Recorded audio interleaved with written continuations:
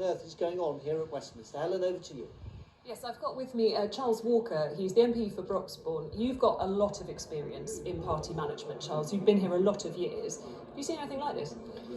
Well, we've had some pretty tense moments, particularly around Brexit, but I've really not seen anything like tonight. What I understand is that we were on a confidence vote, which means if you voted against your government, you'd lose the whip, because in essence you were saying you had no confidence in the government.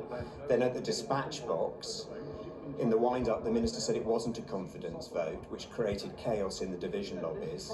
There was then a sort of 20-minute delay between the vote happening and the result being announced, which, by the way, wasn't even close. The government won it by nearly 100 votes. But I just think the whole thing is extraordinary, and somewhere in between this, the vote being called and the result being announced, the chief whip resigned.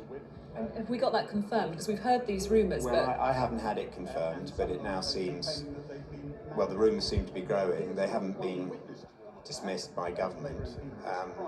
What would that do to the Whip's office's authority, that they have been telling Conservative MPs, in effect today, if you vote against this, you will be voting to bring down the government and you'll lose your membership of the parliamentary party for now? To be perfectly honest, this whole affair is inexcusable.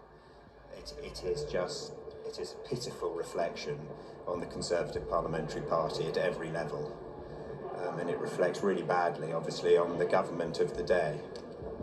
Do you think there's any coming back from this? I don't think so. But I haven't. I have to say I've been of that view really since two weeks ago. This is an absolute disgrace. As a Tory MP of 17 years, who's never been a minister, who's got on with it loyally most of the time, I think it's a shambles and a disgrace. I think it is utterly appalling. So you seem quietly...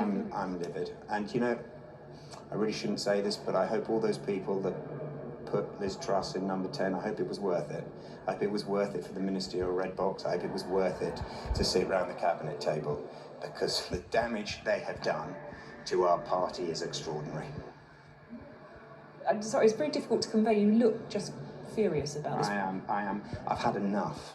I've had enough of talentless people putting their tick in the right box, not because it's in the national interest, but because it's in their own personal interest to achieve ministerial position. And I know I speak for hundreds of backbenchers who right now are worrying for their constituents all the time, but now worrying about their own personal circumstances, because there is nothing as an ex-MP, and a lot of my colleagues are wondering, as many of their constituents are wondering, how they're going to pay their mortgages if this all comes to an end soon.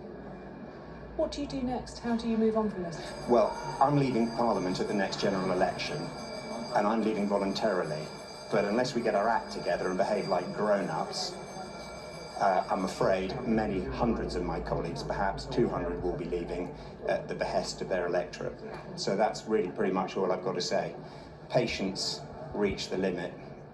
You're probably not the only one. I'm not.